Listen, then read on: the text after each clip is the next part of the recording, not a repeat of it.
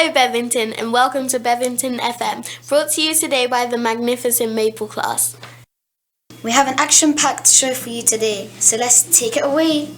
We begin today's show with a roundup of breaking news from around the world, brought to you by Isabel and Yakub. We begin in our very own city of London, where protesters have gathered in tens of thousands to fight against climate change. They have blocked off many of the capital major roads, such as Westminster Bridge, in an attempt to reduce the number of cars driving around the city. The protest is planned for just the next 2 weeks, so plan your journeys well in advance if you are driven around by your parents. Our next story comes from Stockholm in Sweden, where the annual Nobel Peace Prize, which recognized outstanding achievements from around the world, was awarded.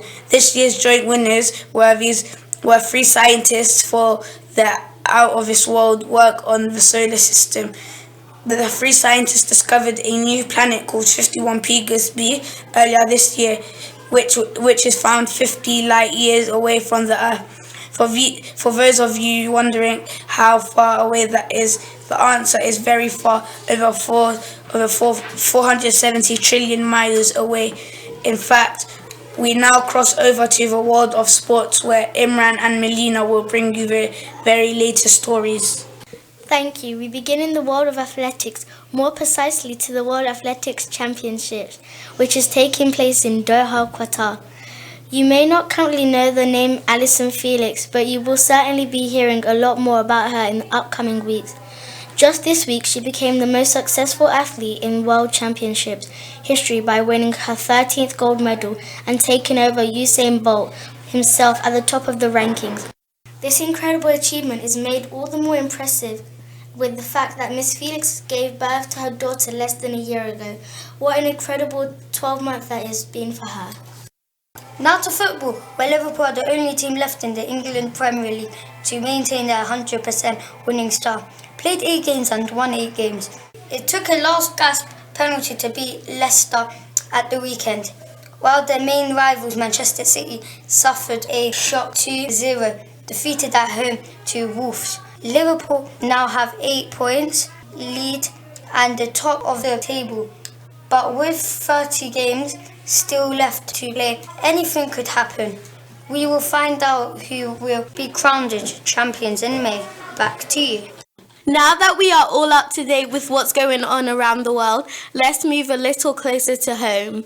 The eagle-eyed amongst you that follow Bevington on Twitter will have seen the Year 6s having the time of their lives on their school journey. Let's hear a little more from them to explain what made this trip so special and memorable. School journey really tastes our nerves, especially for those who are afraid of heights. We worked on our pairs to attempt to take on Jacob's ladder. Where the ladder steps go further and further apart, the higher we climbed. To make it worse, the ladder below in the wind, and it was a long way down. Congratulations to Sadiq. He somehow made it to the top on his own. On one very wet morning, we were delighted to be given the chance to use the centre's heated indoor swimming pool. After a quick swimming test, which determined whether we could swim in the deep end, it was all fun and games with floating balls. We even set up our own game of water polo, which definitely used up all our energy.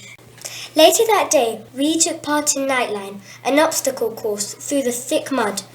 But this wasn't any normal obstacle course. Oh no! We had to complete this obstacle course completely blindfolded. Mr. Clett, Mrs. Smith and Miss Matthews definitely got their own back on us for keeping them up all night. How you may be wondering, they drenched us with freezing water. Next came our all-war and laser tag. Once your laser guns were loaded, friendship went out the window as we battled to be the victorious team. Mr. Clett was even taken as a hostage in one of our game modes. What a scary experience that must have been for him. That's only a snippet of what we got up to on school journey. If you want to find out any more, please ask us in the playground, and we'll be more than happy to share our school journey stories. It truly was an amazing experience, and one that I won't forget in a long, long time. Now it's time for a Bevington exclusive interview with one of our amazing members of staff. This person has now been at Bevington for 6 years now and taught in years 2, 5 and 6. She is also in charge of STEM. It is of course the one and only Miss Brown. Was Miss Brown well behaved at school? What would she be if she wasn't a teacher? All will be revealed. Take it away, Femi Aneo. Hello, Miss Brown, and thank you for taking the time to talk to us this afternoon. Firstly, you have been at Bevington for such a long time now. What is it that you love so much about the school? Oh, what do I love about Bevington? I love the fact that we do cool subjects like STEM. STEM's the best subject in the whole world, obviously. And I like that we can be very creative with what we teach. And I also just like the children and the staff. And I don't want to ever leave, so I'm going to grow old in a cupboard somewhere. What other jobs could you see yourself doing if you weren't a teacher? Well, if I wasn't a teacher, which, by the way, I used to teach my cat in the bath and it was an empty bath and the cat couldn't escape and I made it do all its work. But if I wasn't a teacher, I'd have been a vet, but apparently I wasn't very good at science either because my teachers didn't really explain things very well, which is why I became a teacher, because I wanted to explain. But I also would have loved to be an astronaut because I think space is cool. What do you like to get up to in your own free time? Do you have any secret hobbies or talents? Where to begin? I have many secret hobbies and talents. I love sewing, I love knitting, and baking and reading, they're my hobbies. As for my secret talents, I can definitely, even though I have very little sense of taste and smell, if you give me a yellow, orange, green, red pepper and I close my eyes, I will be able to tell you exactly what colour pepper I'm eating. Also, I can spin on my head. You are always making sure that children are making the right choices at Bevington. Well, were you always a Bevington learner when you were younger, or did you sometimes get in trouble with your teacher? Was I a good child? I was a very, very quiet child to start with, so I always got told that I had to talk more. And then over the years, I got very, very chatty, and then I got told that I had to talk less, which wasn't very helpful because then I got a bit confused. I sometimes got told off for passing notes in lessons. That got me into trouble. And I once got a detention for eating a piece of chewing gum walking up some stairs in a corridor. But other than that, I was a good child. Be good, children. Wow, what an interesting character Miss Brown is. Thank you again to her for taking time out of her class to provide with that Bevington exclusive. Sadly, our show is coming to an end. However, we are going to leave you with 3 riddles to think about.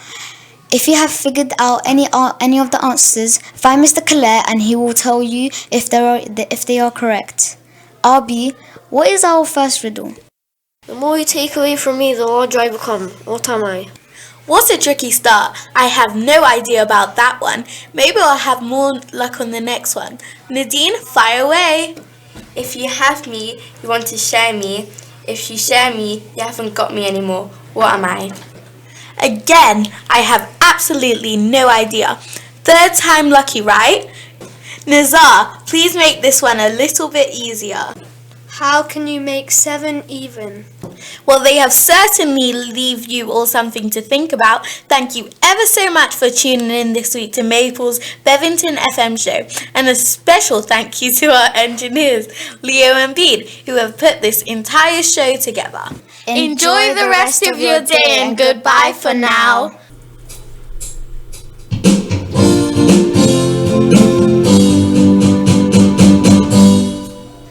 It's another afternoon, you feel it's going to drag. It's not your average day of science, maths and spag. Will make you want to listen again and again. It's time to tune in to Bevington FM.